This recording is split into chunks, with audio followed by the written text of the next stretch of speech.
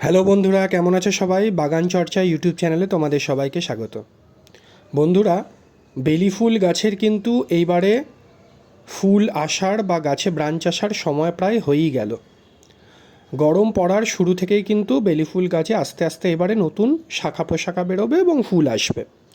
এই জন্য এটাই কিন্তু বেস্ট টাইম বেলি ফুল গাছের পরিচর্যা করে নেওয়ার।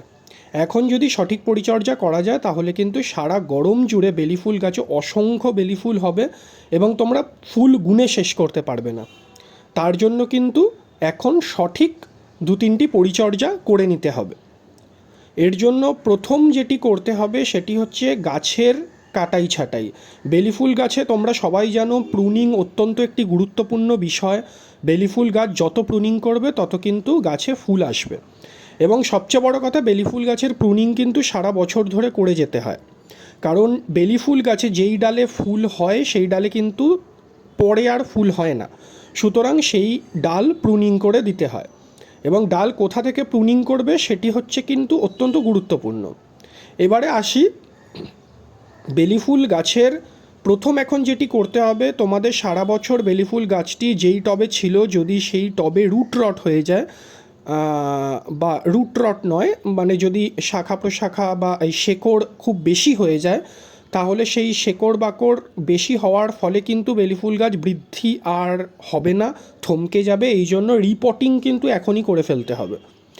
তোমরা গাছে যদি দেখো যে উপর থেকে শেকড় বেরিয়ে যাচ্ছে বা টবের নিচ থেকে শেকড় বেরিয়ে যাচ্ছে, তাহলে কিন্তু বুঝে যাবে যে গাছটি এবার রিপোর্ট করতে হবে এবং সেই টবের থেকে অন্তত 1-2 সাইজ বড় টবে কিন্তু গাছটিকে বসাতে হবে। এই গাছটির ক্ষেত্রেও দেখতে পাচ্ছ শেকড় দেখা যাচ্ছে, সুতরাং এই গাছটিও কিন্তু এবারে রিপোর্টিং করে ফেলতে হবে। এটি একটি 6 ইঞ্চি টবে রয়েছে। এইবারে এই গাছটিকে আমি মোটামুটি 10 ইঞ্চি টবে দেওয়ার কথা ভাবছি। তো রিপোর্টিং হয়ে যাওয়ার পর যেটি তোমায় করতে হবে সেটি হচ্ছে গাছের কাটাই ছাঁটাই। সবচেয়ে ভালো হয় কাটাই ছাঁটাই আগে করে নিতে পারো, তার কিছুদিন পরে অপেক্ষা করার পর তারপরে রিপোর্টিং করতে পারো।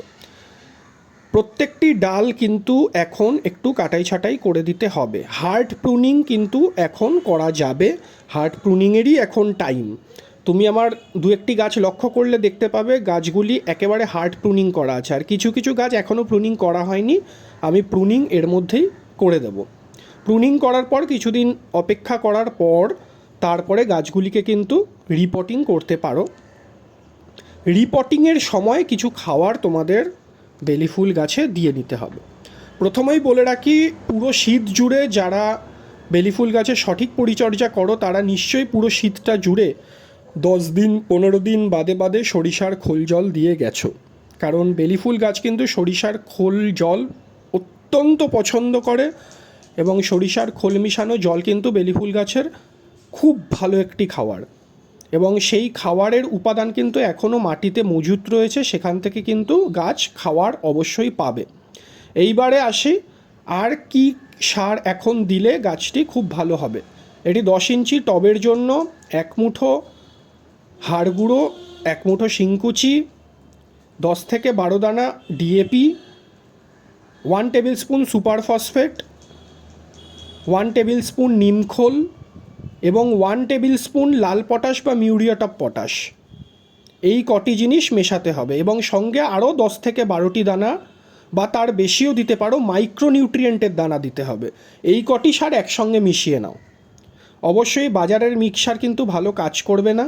এই সারগুলো মিশিয়ে যদি তোমরা মিক্সার তৈরি করে নিতে পারো এবং বেলি ফুল গাছের রিপোর্টিংয়ের সময়ই দিয়ে দিতে পারো, তাহলে কিন্তু ব্যাস গাছ কিন্তু তার সারা বছরের পুষ্টি উপাদান এখান থেকে পেয়ে যাবে। এবং একটু গরমটা পড়তে দাও, প্রচুর শাখা প্রশাখা, এবং প্রত্যেকটি শাখা প্রশাখায় আমি গ্যারেন্টি দিয়ে বলছি বেলি ফুলে ভরে যাবে।